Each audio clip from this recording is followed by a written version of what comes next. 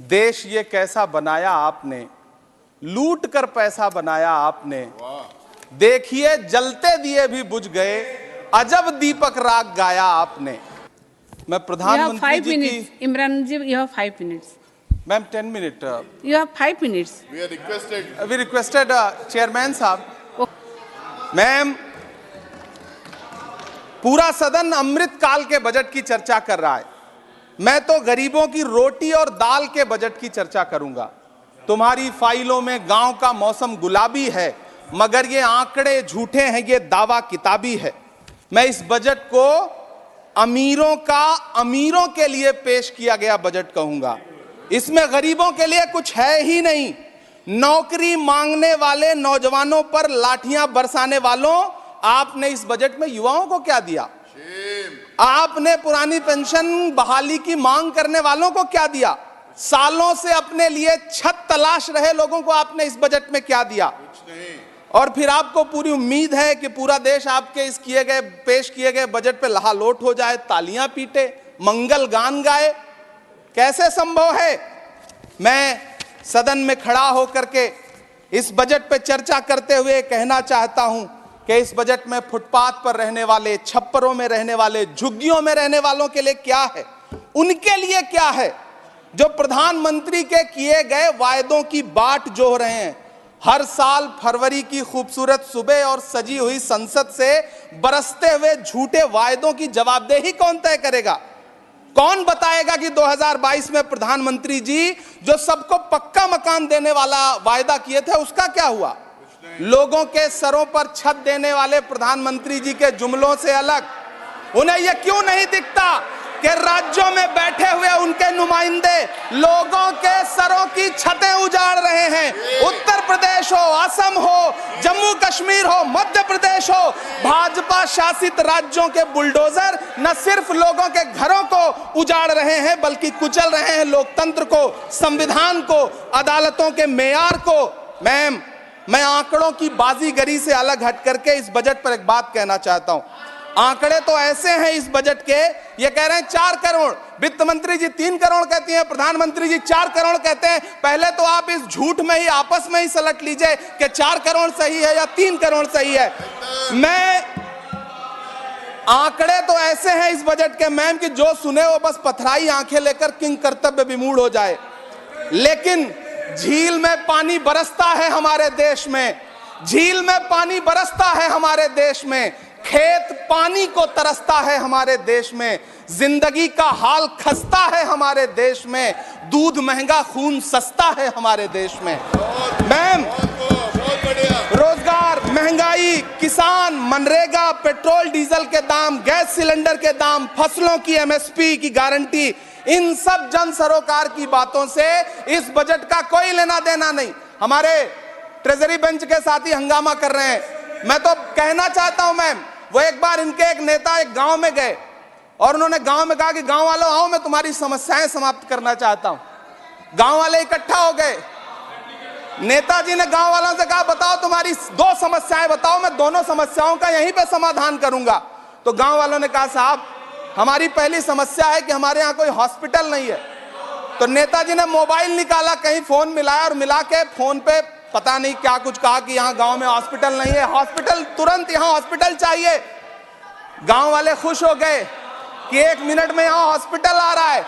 अगली समस्या के बारे में उन्होंने, नेताजी ने गांव वालों से कहा कि मैंने आपकी पहली समस्या समाप्त कर दी, दूसरी समस्या बताओ। तो गांव वालों ने कहा साहब इस गांव में कोई भी मोबाइल का नेटवर्क ही नहीं है। ये है इनके काम करने का तरीका, ये है झूठ बोलने का तरीका। इन्होंने वायदे किए बड़े बड़े, जो 10 साल के इनके वायदे हैं मैं उनके बारे में बात करूंगा।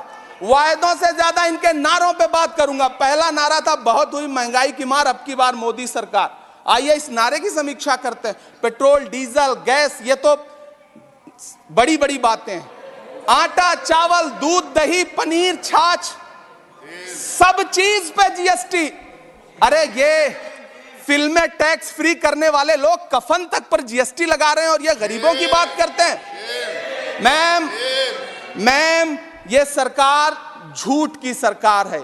ये सरकार के जितने दावे हैं सब खोखले हैं। आज प्रधानमंत्री जी कह रहे थे सबका साथ सबका विकास। ये कैसा सबका साथ सबका विकास है कि मौलाना आजाद नेशनल फेलोशिप आपने बंद कर दी, आपने माइनॉरिटी डिपार्टमेंट का बजट घटा दिया। आप कह रहे हैं सबका साथ सबका विकास। आप बात करते हैं बेटी बचाओ बेटी पढ़ाओ।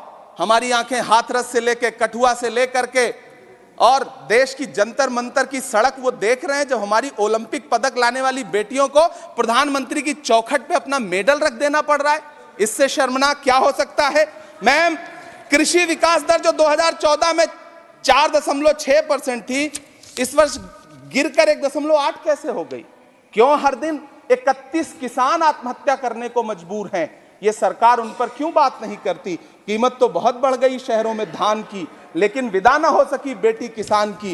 मौका मिला तो लोगों ने कुर्सी के वास्ते तस्वीर ही बिगाड़ दी हिंदुस्तान की, और आज बड़ी बड़ी बातें कर रहे हैं। मैं यहां पर आपसे खड़ा होकर के मैं अंत में इतना कहना चाह रहा हूं कि वित्त मंत्री जी ने बजट में ट्रेनों के डिब्बे को वंदे भारत कोच में बदलने का एक प्रस्ताव रखा अपने भाषण में। ठीक है, ये सुनने में कानों को बहुत अच्छा लगता है, लेकिन मैम, ये सरकार ट्रेनों की सुरक्षा के बुनियादी मुद्दों पर एक शब्द नहीं बोलना चाहती। बालासोर हादसे में घायल हुए लोगों की चिता की राख अभी तक ठंडी नहीं हुई है। वंदे भारत के वीडियो पोस्ट करने वाली ये सरकार कभी भारत की जनरल डिब्बों की, रेलवे के स्लीपर क्लास डिब्बों की वीडियो अगर पोस्ट करे ट्विटर पे तब समझ में आए। बिहार से, इलाहाबाद से, लखनऊ से दिल्ली आने वाली, मुंबई जाने वाली ट्रेनें देख लीजिए, उनकी हालत देख लीजिए, तो आपको लगेगा कि ये वही ट्रेनें हैं। आज स्थिति ये है कि रेलवे स्टेशन तो छोड़िए, रनवे पर खाना खिला रही हैं आपकी प्राइवेट एयरलाइंस। अभी आपने जुर्माना लगाया है, नोटिस दिया है एक एयरलाइंस को। यह स्थिति आपने करके रख दी है ट्रेनों की, एयरलाइंस की। ऐसे में मैम, कागजों पर तो आप कितना भी वंदे भारत और बुलेट ट्रेन सर पर दौड़ा लीजिए, लेकिन असल में भारत की ट्रेनों की डिब्बों की सवारियों की हालत देखने लायक है। अगर सरकार खुली आंखों से उसे देखना चाहे तो देखे और उनकी स्थिति सुधारे। आज अपने प्रधानमंत्री जी ने अपने भाषण में यहां खड़े होकर कई बार न्यू मिडिल क्लास की बड़ी चर्चा की, न्यू मिडिल क्लास जनरेट करेंगे।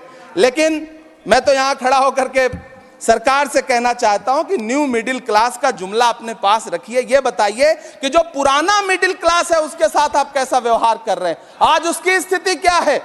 आप अमीरों के कर्जे माफ कर रहे हैं, उद्योगपतियों के कर्जे माफ कर रहे हैं, और यहां स्थिति यह हो गई है कि जो मिडिल क्लास, उसकी जो रोजमर्रा की जरूरत की चीजें हैं उस तक पर आपने जीएसटी लगा रखी है। आप फिल्में टैक्स फ्री करते हैं, लेकिन स्टूडेंट्स के प्रतियोगी परीक्षाओं के फॉर्म की फीस नहीं माफ कर सकते।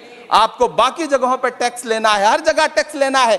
मिडिल क्लास से आपका कोई रिश्ता नहीं। मिडिल क्लास तो आपसे कह रहा है कि मोहब्बत, भाईचारे के दीवाने दिन ही लौटा दो, वो सस्ती दाल सब्जी के सुहाने दिन ही लौटा दो। ये अच्छे दिन तो अंबानी अडानी को मुबारक हो, हमें ऐसा करो साहब पुराने दिन ही लौटा दो। वो पुराने दिन जो बहुत अच्छे थे, वो पुराने दिन जहां लोग एक दूसरे से मिलजुल करके रहते थे। मैम, इलाहाबाद, दिल्ली, कोटा जैसे शहरों में छोटे छोटे कमरों में अभावों के साथ पढ़ाई कर रहे युवा किताबों के साथ गल चुके हैं। उनके हिस्से अधेड़ अवस्था तो आई है, लेकिन नौकरी और रोजगार नहीं आया। हर साल 2 करोड़ नौकरियां देने का दावा करने वाली ये सरकार 10 साल में युवाओं को नौकरियां नहीं दे पा रही है। 20 करोड़ नौकरियों का बोझ है इस सरकार के कंधे पर, और 2024 में देश देखेगा कि उन्हीं 20 करोड़ नौकरियों के बोझ तले दबकर बैठ जाएगी ये सरकार। ये देश देखेगा, क्योंकि जिस ओर जवानी चलती है उस ओर जमाना चलता है। देश का युवा नाराज है, देश का युवा गुस्से में है। ऐसे में उसकी पीड़ा को इस बजट में कहीं भी आवाज देने की कोशिश नहीं की गई। मैं आपके बीच खड़ा हूं, मैं तो वित्त मंत्री जी का भाषण सुन रहा था। यह कहा जा रहा था ये अमृत काल का बजट है, ये अमृत काल का बजट है। ये कौन सा बजट है ये बाद में तय होगा, लेकिन मैं इतना जानता हूं कि ये इस सरकार का अंतिम बजट है, आखिरी बजट है। इसके बाद न्याय का बजट पेश होगा जिसकी इमरान चर्चा जी, राहुल गांधी जी अपना- पूरे देश में कर अपना- रहे हैं। अपना- न्याय अपना का वाणी बजट, को विराम 5 न्याय, दीजिए। महिलाओं Your के time लिए, is over. युवाओं के लिए, सामाजिक न्याय की बात जिसकी चर्चा पूरे देश में Your time जाकर is के राहुल over. गांधी जी कर रहे हैं, वो न्याय का बजट पेश होगा अगली बार। ये इस सरकार का अंतिम बजट है, अंतिम बजट है। अमृतकाल में गरीबों की रोटी और दाल के लिए इस बजट में Thank कोई you. प्राविधान नहीं है, आपका time- कोई आपका चर्चा time नहीं खत्म है। हो गया।